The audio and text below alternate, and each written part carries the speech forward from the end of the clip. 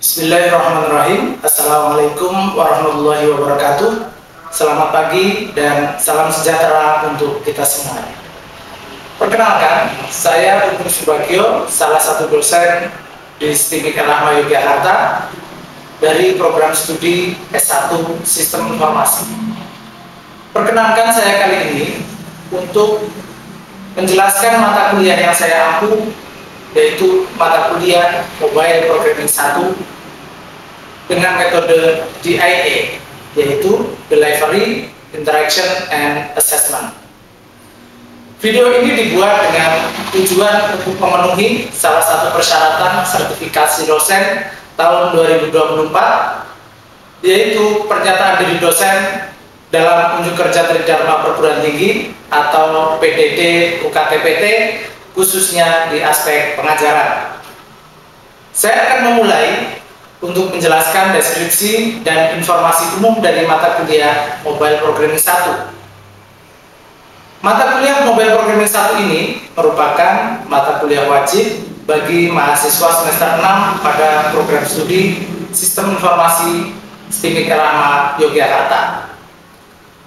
Mata kuliah ini memiliki bobot 3 SKS, teori dan praktikum selama 1 semester. Mata kuliah Mobile Programming 1 ini bertujuan untuk mempelajari pengembangan aplikasi berbasis mobile yang dapat berjalan di platform Android, iOS, maupun web dengan menggunakan Flutter SDK dan bahasa pemrograman Dart. Materi perkuliahan diberikan tidak hanya dalam bentuk teori pemrograman, namun juga dalam bentuk proyek pengembangan aplikasi. Setelah mengikuti perkuliahan ini, mahasiswa diharapkan memiliki dasar-dasar pengembangan aplikasi mobile dengan tampilan yang menarik dan interaktif. Pada mata kuliah kali ini akan membahas tentang pengenalan Flutter dan dasar-dasar bahasa pemrograman Dart sebagai bahasa pemrograman yang digunakan. Selain itu juga membahas tentang pengenalan widget, stateless widget, dan stateful widget, visible widget, dan juga layouting widget, navigation untuk berpindah antar halaman, dan juga slicing aplikasi. Capaian pembelajaran lulusan yang dibebankan ke mata kuliah ini adalah yang pertama, mampu menguasai konsep teoritis bidang pengetahuan ilmu komputer, sistem informasi di dalam mendesain aplikasi teknologi multiplatform yang relevan dengan kebutuhan industri dan masyarakat. Mampu mendesain solusi berbasis computing multiplatform yang memenuhi kebutuhan-kebutuhan computing pada sebuah organisasi. Kemudian yang ketiga, mampu mengimplementasi solusi berbasis computing multiplatform. Untuk capaian pembelajaran mata kuliah, yang pertama adalah mahasiswa mampu menguasai bahasa pemrograman Dart. Kemudian yang kedua, mahasiswa mampu menerapkan paradigma pemrograman berorientasi objek dan juga pemrograman fungsional dengan menggunakan bahasa pemrograman Dart. Kemudian yang ketiga, mahasiswa mampu menggunakan widget di Flutter. Yang keempat, mahasiswa mampu mendesain UI dengan menggunakan Flutter. Sedangkan yang kelima, mahasiswa mampu membuat aplikasi sederhana dengan menggunakan Flutter. Bahan ajar yang digunakan pada mata kuliah Mobile Programming 1 ini ada beberapa, yaitu yang pertama ada ebook bahan ajar kuliah Mobile Programming 1 untuk bahasa pemrograman Dart dan Flutter. Kemudian adalah slide materi Mobile Programming 1. Sedangkan referensi pendukung yang digunakan adalah yang pertama ebook Flutter in Action, kemudian yang kedua ebook Beginning Flutter, a hands-on guide to app development. Kemudian yang ketiga berupa naskah jurnal hasil penelitian dengan judul Rancang Bangun Sistem Informasi Akademik untuk modul mahasiswa berbasis multiplatform, yang merupakan hasil penelitian bersama mahasiswa. Dan masih ada beberapa sumber lain yang dapat dijadikan sebagai referensi di dalam mata kuliah ini. Sistem pembelajaran di mata kuliah Mobile Programming 1 ini dilaksanakan secara sinkronus dan juga asinkronus dengan metode pembelajaran aktif yang mengutamakan peran dan keaktifan mahasiswa di dalam proses pembelajarannya, yaitu pembelajaran kolaboratif, diskusi kelompok, penugasan berupa studi kasus melalui Learning Management System ELERA STIMIK Elama Yogyakarta. Pembelajaran mata kuliah Mobile Programming 1 ini dilakukan kurang lebih 16 pekan, di mana 7 pekan pertama ini dilaksanakan sebelum ujian tengah semester atau UTS, kemudian 1 pekan UTS, dilanjutkan dengan 7 pekan berikutnya dilaksanakan sebelum UAS, dan yang terakhir 1 pekan UAS. Bentuk perkuliahan secara sinkronus dilakukan dengan secara tatap muka di 2 kelas maupun menggunakan tools web conference seperti Zoom Meeting, sedangkan perkuliahan secara asinkronus dilakukan melalui WhatsApp group untuk memfasilitasi mahasiswa di dalam berdiskusi perihal mata kuliah Mobile Programming 1 dan penugasan secara mandiri maupun kelompok di Learning Management System ELERA STIMIK Elama Yogyakarta. Evaluasi hasil pembelajaran mahasiswa untuk mata kuliah Mobile Programming 1 ini didapatkan dari kuis interaktif, praktek coding yang didapatkan dari hasil praktikum di lab, tugas berupa mendesain, membuat proyek aplikasi dan mempresentasikannya. UTS dan UAS dilaksanakan dengan menggunakan soal multiple choice question. Sedangkan pembobotan setiap bentuk evaluasi hasil pembelajaran adalah untuk kuis sebesar 15%, praktek coding sebesar 20%, tugas proyek sebesar 20%, UTS 20%, dan UAS 25%. Demikian informasi yang bisa saya sampaikan mengenai mata kuliah Mobile Programming 1 untuk mahasiswa program studi S1 Sistem Informasi STIMIK Elama Yogyakarta. Selanjutnya merupakan cuplikan pembelajaran yang saya laksanakan secara sinkronus tatap muka di ruang kelas. Selamat menyaksikan.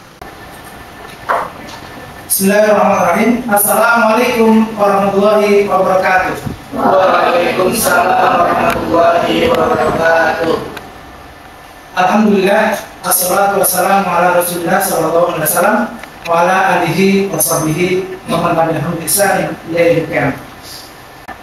Gimana kabarnya teman-teman semua? Alhamdulillah. Semoga kita selalu diberikan kesehatan dan kelancaran urusan oleh Allah Tabaraka wa Ta'ala. Pada pertemuan ke-9 ini kita akan melanjutkan belajar kita tentang materi pengenalan widget. Tapi mungkin sebelumnya saya akan bertanya dulu, adakah yang masih ingat minggu sebelumnya kita sudah belajar apa saja? Silakan angkat tangan. Belajar tentang asynchronous programming. Itu tuh ada cara penulisan kode yang memungkinkan suatu pemrograman melakukan banyak tugas secara bersamaan. Oh iya. Sebelumnya, pada minggu sebelumnya sebelum UTS, ini kan pertemuan 9. Tentunya pertemuan sebelumnya itu adalah UTS, dan pada minggu-minggu sebelumnya kita sudah belajar mengenal apa itu Flutter, mengenal apa itu Dart, ada dasar-dasar dari bahasa pemrograman Dart, dari mulai variabel, kemudian ada control flow, ada percabangan, ada perulangan, sampai akhirnya kita belajar tentang ada OOP, Object Oriented Programming, ada Functional Programming. Di situ ada kita belajar Higher Order Function, di mana sebuah function itu bisa dijadikan seperti objek-objek yang lain, kayak variabel dijadikan sebagai parameter, function juga bisa seperti itu. Kemudian kita juga belajar tentang asynchronous programming seperti yang tadi disebutkan sama Mbak Halimatun. Nah, itu di asynchronous programming kita belajar bagaimana sebuah program itu bisa berjalan secara paralel. Kalau pada program yang sinkronus, maka program itu jalan secara urut dari atas ke bawah satu persatu. Tapi kalau asynchronous programming itu jalannya bisa secara paralel. Nah, itu yang sudah kita pelajari. Pengenalan Flutter, pengenalan Dart, dan dasar-dasar dari bahasa pemrograman Dart. Inti dari Flutter itu ada yang tahu apa? Jawabannya adalah widget yang akan kita pelajari. Tapi sebelum kita melanjutkan ke kuliah kita, akan lebih baiknya kita membaca Al-Quran terlebih dahulu. Nanti kita baca sama-sama ya. A'udzu billahi minasy syaithanir rajim. Bismillahirrahmanirrahim. Alhamdulillahilladzi anzala ala 'abdihi al-kitaba wa lam yaj'al lahu 'iwaja. Shadaqallahul 'azim. Agenda kita pada perkuliahan kali ini adalah membahas yang pertama apa itu widget. Kemudian widget itu terdiri dari dua jenis, ada yang namanya status widget, ada yang namanya stateful widget. Nanti insya Allah kita akan pelajari. Kemudian kita akan mempelajari widget-widget yang umum digunakan di Flutter. Ada yang pertama adalah scaffold, kemudian yang kedua ada container, ya. Kemudian ada padding, ada center, ada row dan column. Yang pertama, apa itu widget? Tadi sudah disebutkan bahwa inti dari Flutter itu adalah widget. Karena hampir semua yang ada di Flutter itu adalah widget. Jadi sangat relevan kalau kemudian ada yang menyebut bahwa Flutter is all about widget. Nah, konsep dari widget ini sebetulnya terinspirasi dari salah satu library JavaScript yang biasanya digunakan untuk membuat website yang namanya React.js. Nah, pada React.js ini konsep dasarnya adalah berupa komponen. Di Lego itu kita bisa ada komponen-komponen kecil dari Lego. Nah, di Lego itu bisa kita susun, kita bangun menjadi sebuah istana Lego. Begitu juga dengan widget. Dengan widget, karena tadi disebutkan bahwa semua yang ada di hampir semua yang ada di Flutter itu adalah widget. Seperti teks itu adalah widget, kemudian tombol itu juga widget. Bahkan widget itu sendiri itu bisa dibangun dari semua widget. Jadi ada widget yang dibangun dari semua widget. Nah, karena sering digunakan, maka kita bisa membuat widget dari semua widget. Nah, nanti widget yang kita buat itu bisa kita jadikan sebuah package yang bisa digunakan oleh developer Flutter yang lain. Jadi ada sebuah website namanya pub.dev, itu berisi informasi tentang paket-paket yang bisa kita gunakan dan dibuat oleh seluruh programmer di dunia. Terus bagaimana cara kita menulis widget? Bagaimana cara kita menulis widget? Langsung aja silakan dibuka Visual Studio Code-nya. Langsung dibuka Visual Studio Code-nya. Di situ saya tidak menggunakannya. Kita buat, kalau ketika kita belajar bahasa Dart, maka kita membuat filenya satu persatu.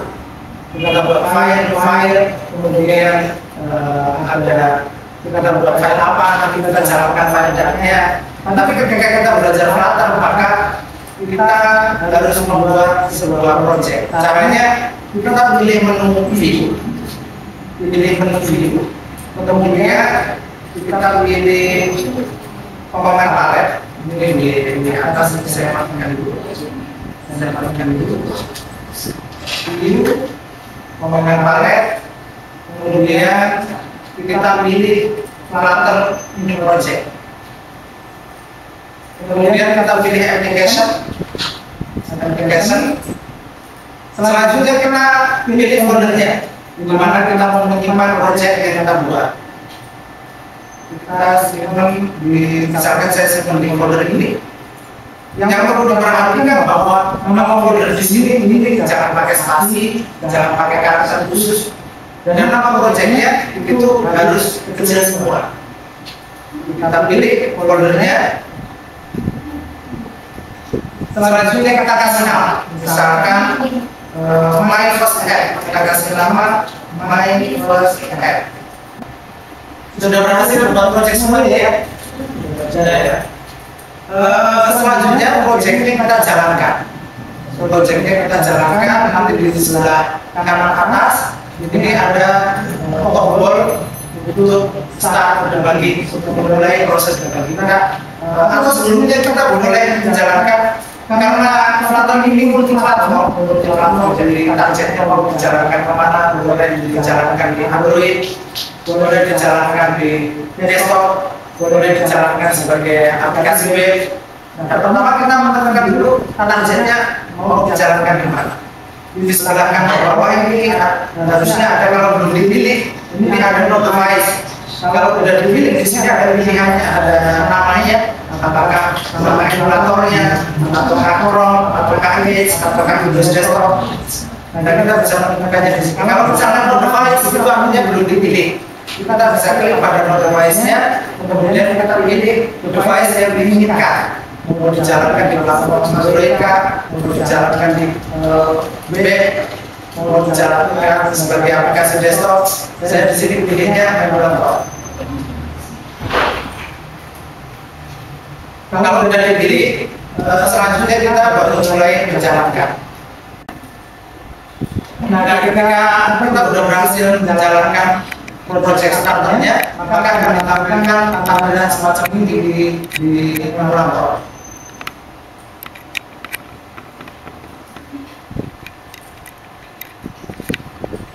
Jadi ketika kita buat project awal, maka akan dibuatkan yang namanya project counter. Di situ ada teks, kemudian di bawah ada tombol.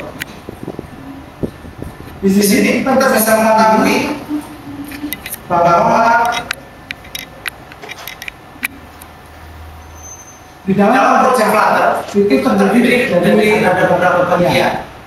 Bagian yang pertama, di sini ada fungsi main. Di setiap program Flutter, dalam setiap project Flutter itu pasti ada fungsi mainnya. Nah, selanjutnya fungsi main ini akan menjalankan widget utamanya. Istilahnya adalah di dalamnya ada root dari widget, pusat dari widget yang akan menampilkan halaman aplikasi. Dan dari dalam widget yang dipanggil ini ada yang namanya material app. Kemudian di material app ini akan memanggil widget-widget yang lain. Ini ada kemudian akan memanggil widget namanya main page. Dan di dalam main page ini nanti akan dikembalikan di sini, dikembalikan dasar dari tampilan halaman aplikasi mobile, yaitu berupa scaffold. Dan dari sini kita akan melanjutkan untuk mengenal widget lebih lanjut. Tadi sudah disebutkan bahwa widget itu dibagi menjadi dua jenis. Ada status, ada stateful. Maka sebelum kita bahas tentang status sama stateful, kita perlu mengetahui dulu apa yang namanya state. State ini adalah data yang ada pada suatu widget. Ketika kita berprogram, tentunya program itu digunakan untuk biasanya untuk mengolah data. Data-data itu bisa ditampilkan untuk proses. Ketika data proses mau ditampilkan, maka data itu disimpan sementara. Data yang disimpan di dalam widget ini namanya adalah state. Widget ini menyimpan data yang nantinya dapat berubah sesuai interaksi dari penggunaan. Pertama, ini ada yang namanya status widget. Dari namanya status widget, maka widget yang nilai state-nya ini tidak dapat berubah. Nilainya tidak berubah, istilahnya adalah immutable. Maka widget ini lebih bersifat statis dan punya interaksi yang terbatas. Nah, kalau status widget namanya sendiri, berarti status widget namanya apa? Nilai statnya. Oh ya, itu ya. Nanti status widget ini adalah widget yang standarnya dapat berubah nilainya, sifatnya dinamis dan memiliki interaksi yang tak terbatas. Kita akan langsung aja mencoba membuat dari awal bagaimana cara membuat status widget, bagaimana cara membuat status widget, kita buat sama-sama. Ini di file mandat ya, di file mandat semuanya kita hapus, kemudian kita buat fungsi main ya, void main, void main, ya koma. Kemudian di dalamnya kita jalankan run app main app. Oh iya benar. Ini salah, ada yang udah paham. Pakai guru perawat. Nah ini juga diakhiri di koma. Selanjutnya di sini fungsi mainnya masih ada kesalahan. Kalau ada garis merah yang ada salah, kita harus mengimportnya. Cara mudahnya di sebelah kiri ini ada icon lampu. Ada icon lampu. Tapi di sini nggak muncul ya. Ada icon lampu. Nah di sini import library package latar material enggak. Ini karena fungsi ini harus ada kebutuhan kebutuhan. Selanjutnya kita mulai membuat yang status widgetnya. Cara mudahnya kita gunakan STL. Kita pilih Flutter status widget. Karena di sini kita memanggil widget my app, maka widget ini yang mau kita buat kita bisa sampaikan namanya jadi my app. Selanjutnya kita kembalikan di return.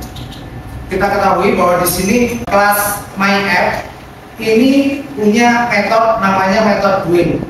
Sedangkan metode build ini mengembalikan objek dengan tipe widget. Maka di sini harus dikembalikan di return value-nya, dikembalikan sebuah widget. Widget yang pertama kita kembalikan yang akan dijadikan sebagai root widget ini namanya adalah material app. Karena aplikasi mobile, aplikasi Android ini menggunakan konsep material design, maka kita kembalikan widget namanya material app. Ini juga widget. Jadi hampir semua yang ada di Flutter itu adalah widget. Selanjutnya di material app ini punya parameter namanya home. Nah di sini kita tentukan halaman mana yang akan mau dijalankan terlebih dahulu di aplikasi yang akan kita buat. Misalkan kita mau membuat tampilan home screen. Di sini kita buat home screen. Selanjutnya, setelah kita memanggil home screen, karena ini baru kita panggil tapi yang dipanggil itu belum ada, maka kita harus membuatnya. Stateless, ini stateless juga. Kita pilih Flutter status widget untuk membuatnya. Kemudian kita kasih nama home screen. Nah, ini udah nggak error, udah nggak merah. Hanya saja ini ada disarankan untuk menambahkan keyword const, karena di sini home screen ini sifatnya masih konstan, statis, nggak berubah. Maka disarankan untuk menambahkan keyword const di depannya. Selanjutnya tadi disebutkan bahwa dasar dari tampilan aplikasi mobile itu adalah berupa scaffold. Nah, selanjutnya di scaffold ini kalau kita lihat aplikasi mobile, misalkan seperti ini, nanti kita akan bahas tentang scaffold. Nah ini, maka di sebuah tampilan aplikasi dasarnya ada widget yang menjadi dasar untuk membuat tampilan aplikasi, ini namanya scaffold. Scaffold ini punya beberapa bagian, ada bagian app bar, ada bagian body, ada bagian di bawah namanya floating action button. Kita membuatnya, scaffold ini punya app bar, kemudian app barnya ini dikasih nilai. Nah, app bar ini karena scaffold ini merupakan widget, dia bisa punya parameter. Di antaranya parameternya adalah app bar.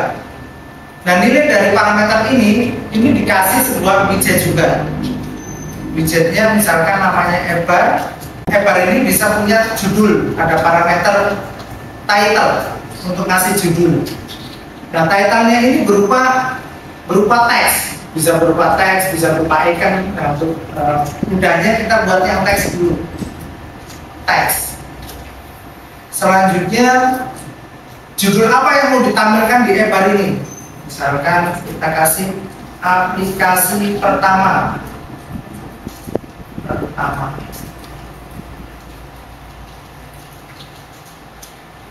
Ini karena statis juga, konstan sifatnya, maka disarankan untuk menambahkan keyword const. Kalau kita lihat hasilnya, kita bisa melihat prosesnya di output ataupun di debug console. Proses launching, kemudian build APK-nya, kemudian APK-nya akan dijalankan. Nah, di sini aplikasi pertama sudah tampil di atas. Selanjutnya, kita akan membuat bagian lain dari home screen ini. Jadi, tadi ada scaffold, di dalam scaffold ada widget namanya e-bar, kemudian ada parameter punyanya scaffold ini namanya body. Nah, body ini mau nampilin apa? Misalkan mau nampilin teks ini juga widget,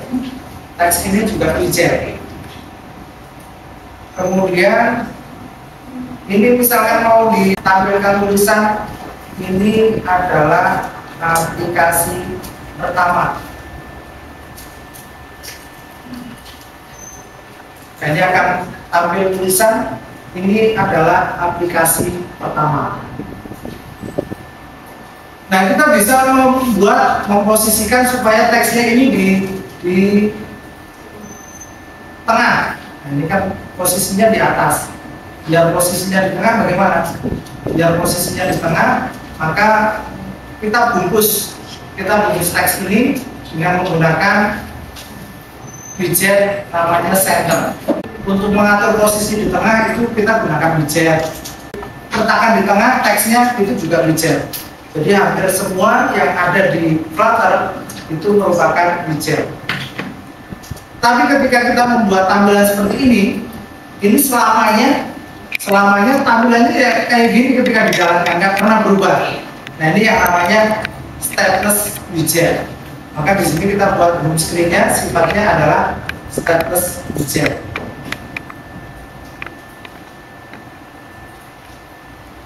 Ini juga diminta untuk menambahkan const.